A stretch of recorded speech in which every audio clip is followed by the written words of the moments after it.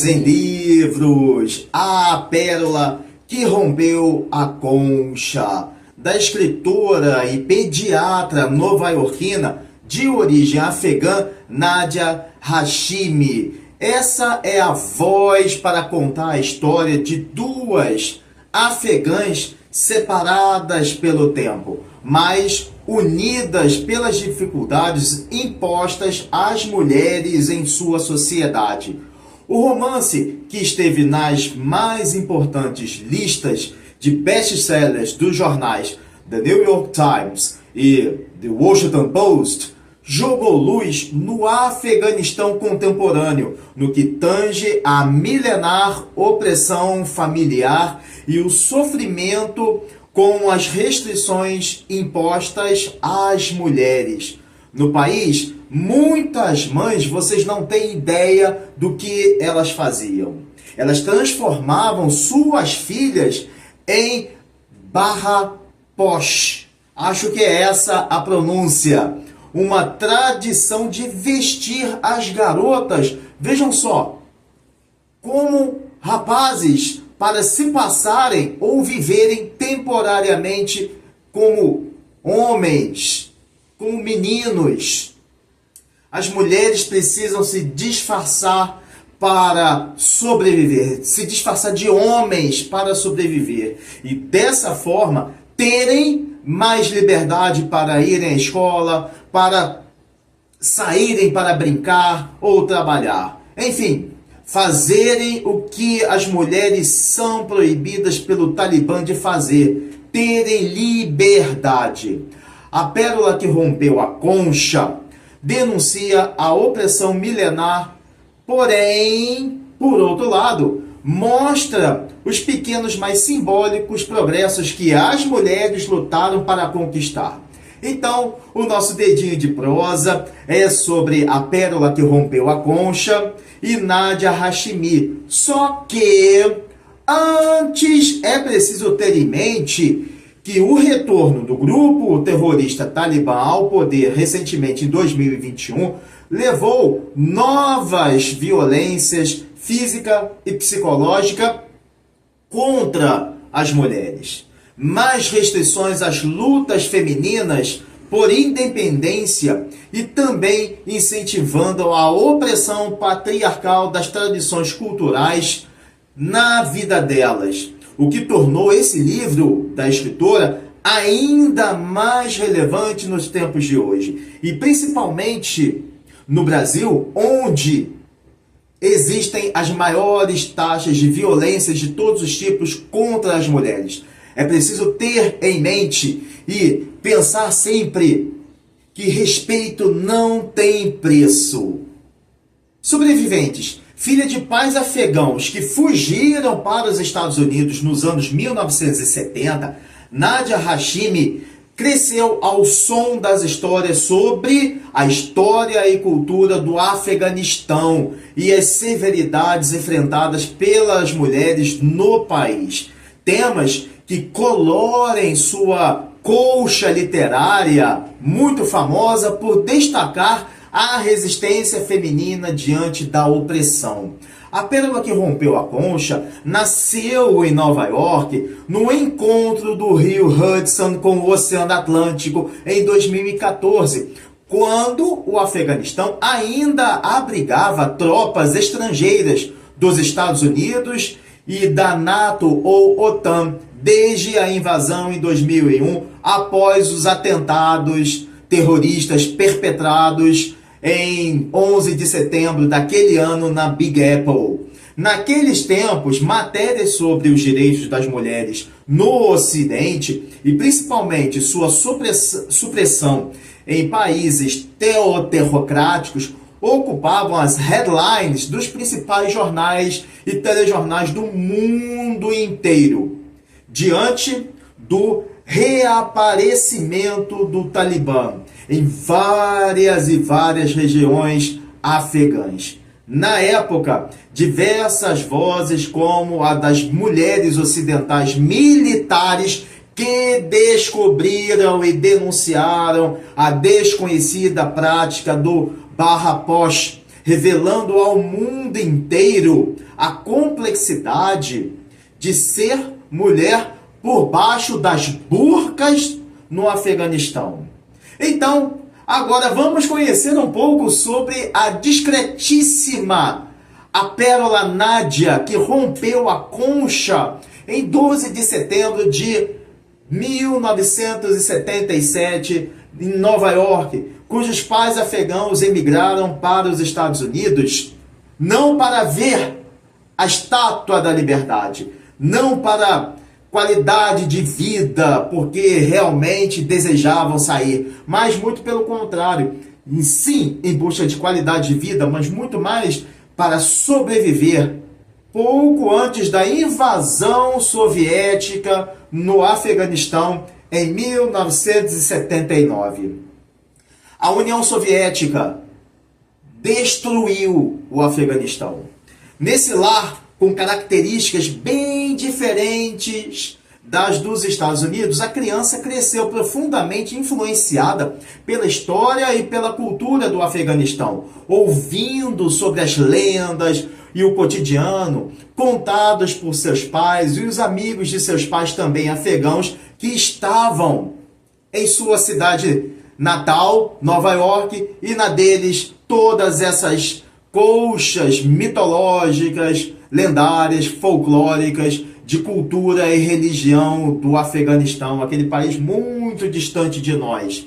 Nádia foi matriculada em ótimas escolas em Nova York e em casa sempre, vejam a importância, ganhou livros de presente de seus pais e amigos. Abrindo parênteses aqui, assim como os filhos, quando crescerem, vão se recordar que os pais lhes davam, vejam bem, celulares, tablets e outras bugigangas eletrônicas, os filhos também vão se recordar, e hão de se recordar, que os pais lhes presenteavam com livros. Essa é a imagem que vai ficar para sempre na mente das crianças. E é essa a imagem e o ato de seus pais, o legado de seus pais, para a formação de leitores. E esse era o farol que iluminava o destino de Nádia. Seus pais e amigos sabiam sobre o fascínio que a literatura exercia sobre a garota. Por isso, sempre lhe davam livros. E quando adolescente, Nádia aplicou para a famosíssima Brandeis University, onde foi aluna das faculdades de Estudos do Oriente Médio e de Biologia para, anos depois, se formar em pediatra na Escola de Medicina da Universidade Estadual de Nova York, uma vez que nos Estados Unidos e em outros países como o Canadá e os da União Europeia, para alguém se tornar médico, preste bem atenção, nesses países, Estados Unidos, Canadá e na União Europeia, para alguém se tornar médico, é preciso ter outra formação superior na área da saúde. Isso é muito importante. Até que, anos atuando na medicina, Nádia, um certo dia, decidiu escrever sobre a vida afegã e as imposições enfrentadas pelas mulheres naquele país. Atualmente, Nádia é casada, tem filhos e se divide entre a medicina e a carreira como escritora, e além de participar em debates sobre direitos das mulheres, liberdade feminina, identidade e imigração. Raramente citado aqui no Ocidente, a não ser em telejornais sobre guerra, invasões e por aí vai, e localizado entre Irã, Turcomenistão, Uzbequistão, Tajiquistão, China e Paquistão, o longínquo e quase esquecido Afeganistão sempre foi um enclave de passagem de vários povos como mongóis e hunos, oriundos lá das estepes das regiões do norte da Ásia, e a famosa Rota da Seda, desde os tempos mais imemoriais da história do homem.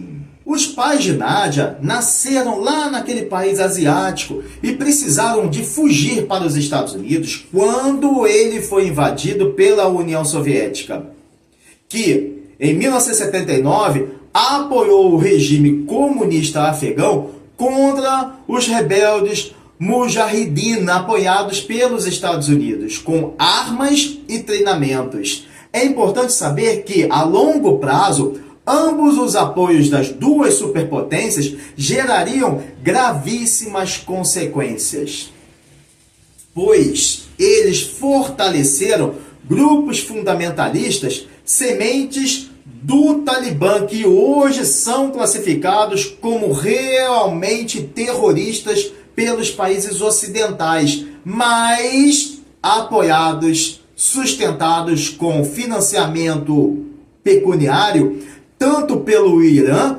quanto pela Rússia. O conflito simplesmente devastou o país inteiro, obrigando milhões de afegãos a buscarem asilo nos países vizinhos e nos países do Ocidente, como fizeram os pais de Nádia, que haviam conseguido deixar o país pouco antes da invasão da União Soviética. E assim que a União Soviética se pulverizou em 1991, eclodiu uma intensa guerra civil que durou até 1996, quando o grupo terrorista Talibã assumiu o poder e impôs um regime ultraconservador, justificado pela literal interpretação da Sharia, a lei islâmica. Os líderes talibãs promulgaram, então, diversos decretos, como a proibição da presença de garotas e mulheres nas escolas e nas universidades, em locais públicos, em parques, em jardins, em shoppings, por exemplo, imposição do uso obrigatório da burca, severa restrição dos direitos das mulheres e o inacreditável direito do homem em punir sua esposa como ele desejasse, como apedrejá-la se houver suspeita de adultério por parte dela, e outras leis que poderiam levar à condenação à pena de morte, mas pena de morte da mulher. Vejam só, as tensões se agravaram ainda mais após os ataques de 11 de setembro de 2001 e uma consequente invasão dos Estados Unidos no país, quando o governo estadunidense, representado pelo então presidente George W. Bush, lançou a guerra ao terror, invadiu o país asiático e derrubou o regime talibã. Décadas seguintes, o Ocidente ajudou na reconstrução do Afeganistão, cuja nova junta de governo se comprometeu em empreender metas a fim de melhorar a educação e garantir os direitos das mulheres.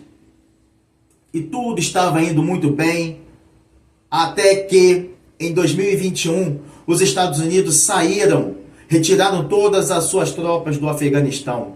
E esse fato levou à mais rápida retomada de um poder em uma única etapa na história do homem. Durou apenas horas o intervalo entre a saída das tropas americanas e a volta do Talibã ao poder. O novo regime, que havia declarado à imprensa mundial que não imporia leis de Sharia, quebrou a promessa ao imediatamente reintroduzir severíssimas restrições às mulheres, como proibir as meninas de estudar, fechando escolas femininas e limitando a presença de mulheres em espaços públicos.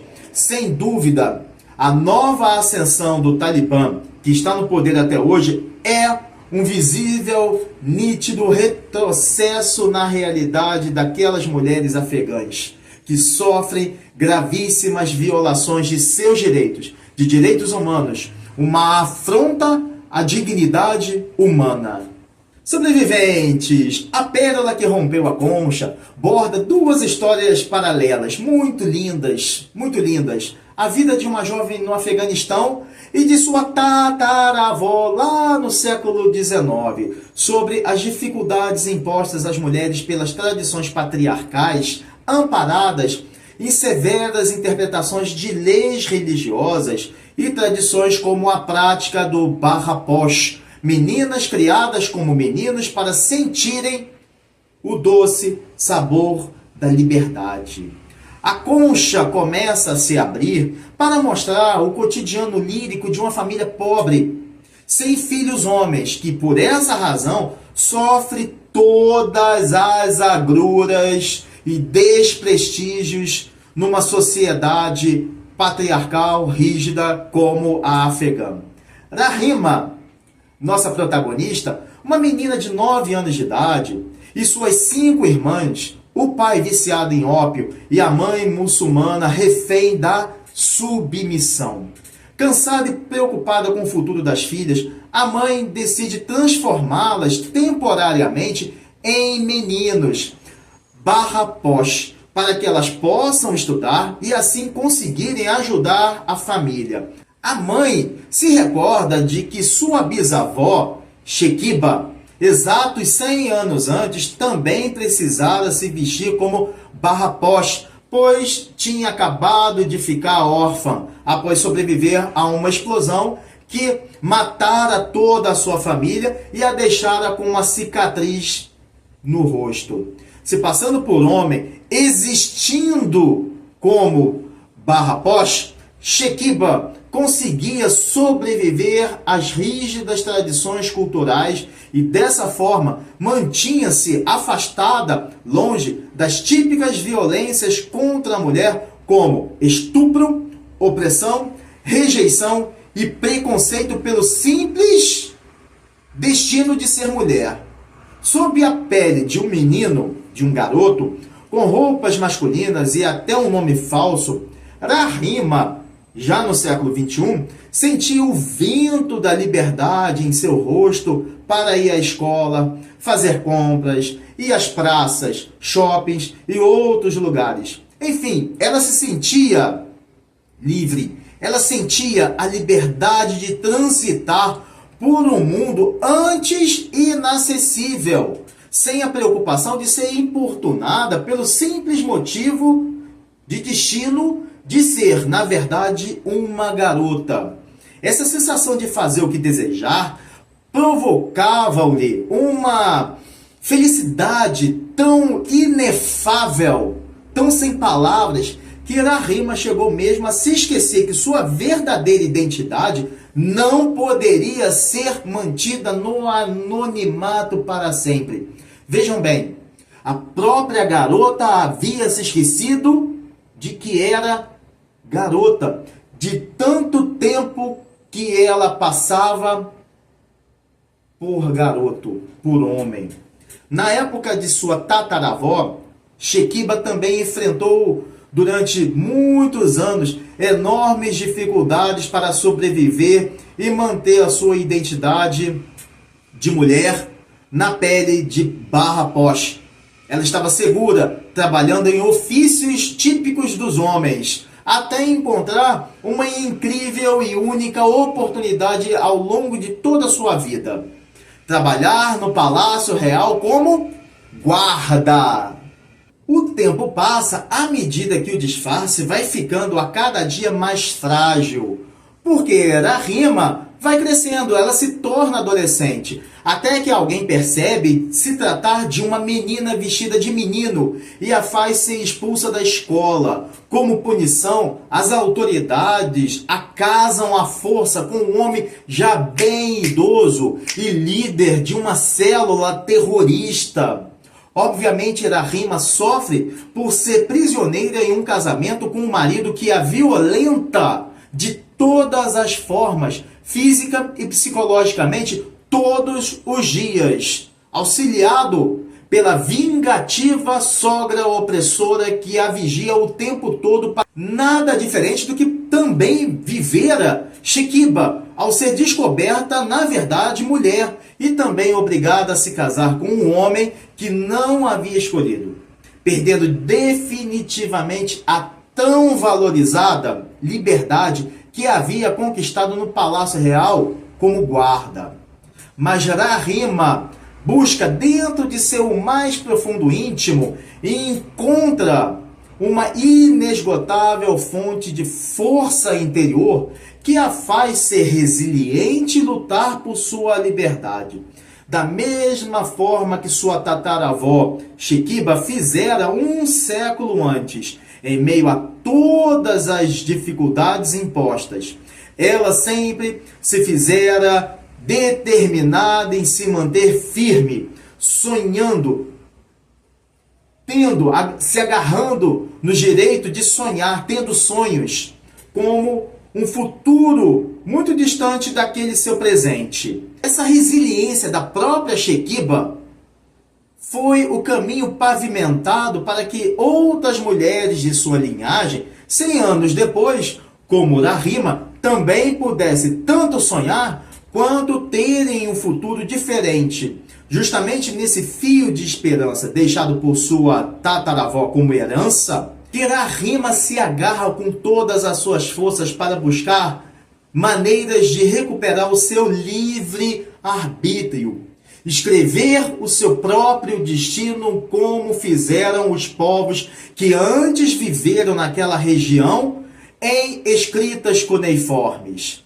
Suas ações em mente impulsionaram Rahima a conseguir fazer alianças inesperadas para escapar daquela situação abusiva na qual vivia.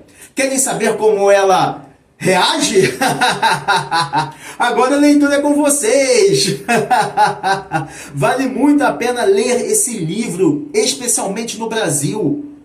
Ele foi traduzido para vários idiomas, como português, espanhol, francês.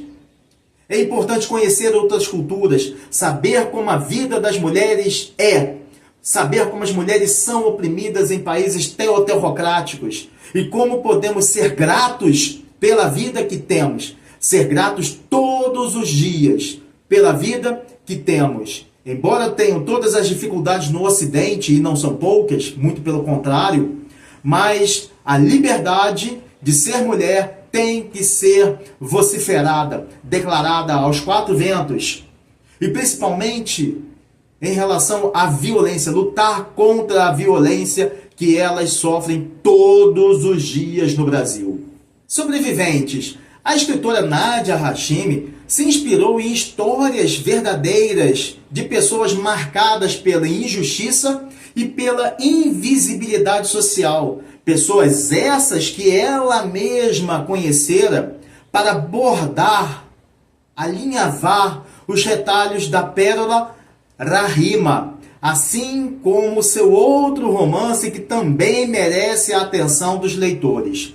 Lua no Céu de Cabul, também conhecido como Quando a Lua Estava Baixa, a narrar a história de uma família cujo pai, opositor ao Talibã, é perseguido e assassinado pelos terroristas.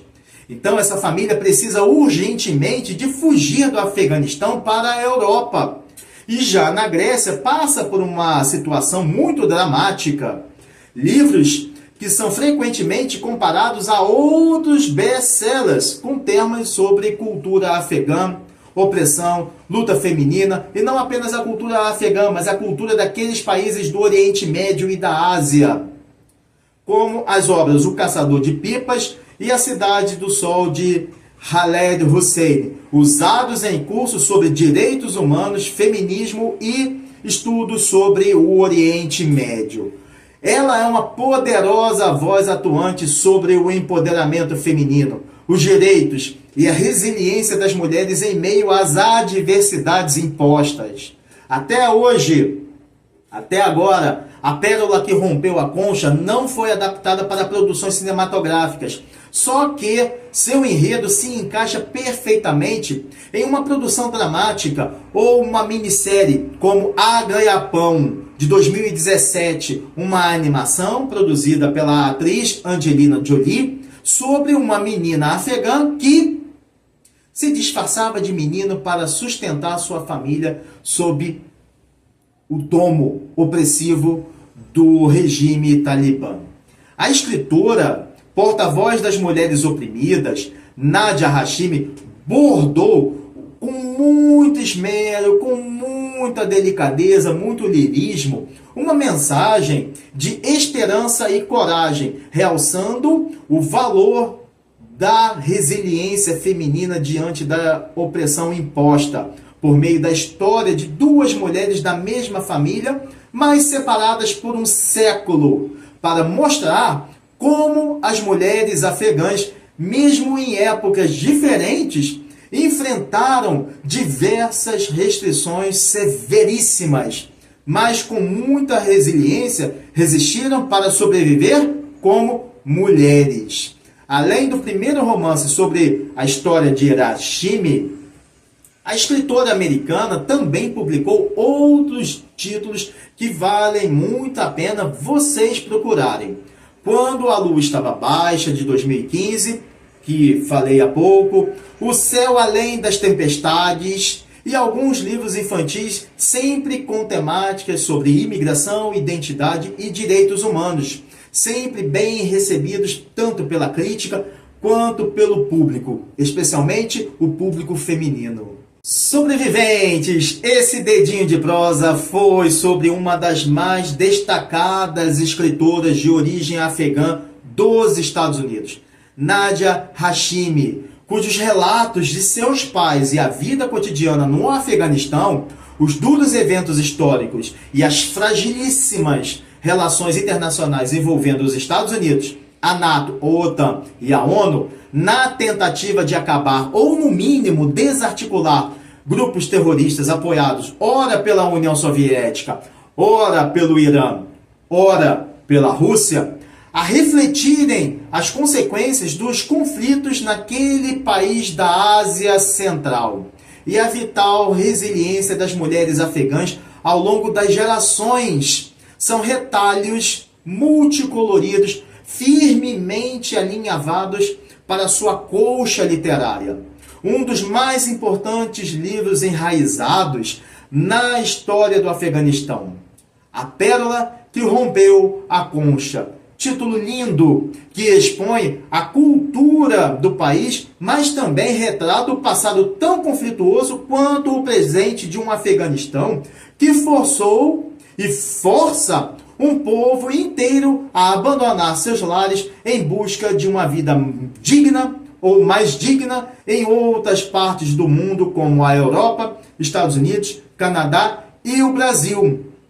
A jornada de uma jovem heroína, um arquétipo para as garotas de Cabul e demais localidades do país e também de outros países à volta, fronteiriços, que perde sua liberdade de ser mulher para ser oprimida por tradições patriarcais, grupos terroristas e contraditórios entendimentos sobre religião propagandeados por líderes.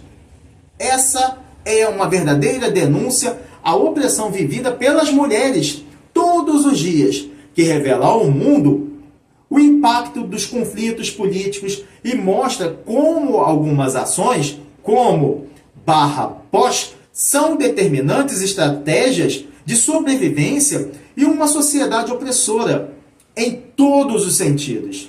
Por meio de suas histórias, Hashimi dá voz às mulheres mudas ou emudecidas lá no Afeganistão. Reforça a importância da luta por direitos, igualdade de gênero, mas que precisam buscar sentido no exílio, longe de sua pátria natal, para somente garantir o direito de vida, o direito de viver, preservar sua identidade, suas memórias, seus sentimentos que carregam dentro de seu íntimo, dentro de seu ser, dentro de sua alma. Por meio de uma tataravó distante 100 anos na linha do tempo, ao trazer à tona as injustiças do passado, a obra promove uma reflexão sobre a importância e a necessidade da liberdade e da preservação da vontade. Preservação da vontade das mulheres. Não só em países teocráticos, mas também em países ocidentais autoproclamados democracias, que vocês conhecem muito bem. Alguns países, especialmente um país onde existe uma inacreditável dificuldade de cada um em ouvir, conhecer, aceitar opiniões diferentes ou, no mínimo, respeitar opiniões diferentes. Cada um tem a sua opinião e ela não pode ser imposta a outros. ou também ouvir verdades nuas e cruas sobre o comportamento dessa sociedade, desse país, onde as mulheres são mais vítimas das violências físicas, psicológicas e mortais praticadas todos os dias sob o constrangedor silêncio dos políticos, mesmo de deputadas, senadoras ou ministras, autoridades leais somente aos seus asseclas e aos cifrões. E um recado para vocês, garotas que estão na escola, em desenvolvimento físico, psicológico e intelectual. Estudem. A única forma de mudar o patamar das vidas de vocês, da situação que está, se a situação está boa, ela pode melhorar. E se a situação não está boa, ela também pode melhorar somente através do estudo. Estudem. Não gostem de estudar, mas se pensarmos que a maior parte da vida da gente, a gente faz aquilo que é preciso fazer e não aquilo que a gente gostaria de fazer, mas sim o que é preciso fazer. Nós não nascemos para sermos felizes, nós nascemos para estarmos felizes. Dias a gente vai estar feliz, outros dias a gente não vai estar tão feliz assim, mas essa gangorra é a vida e vamos sorrir para ela.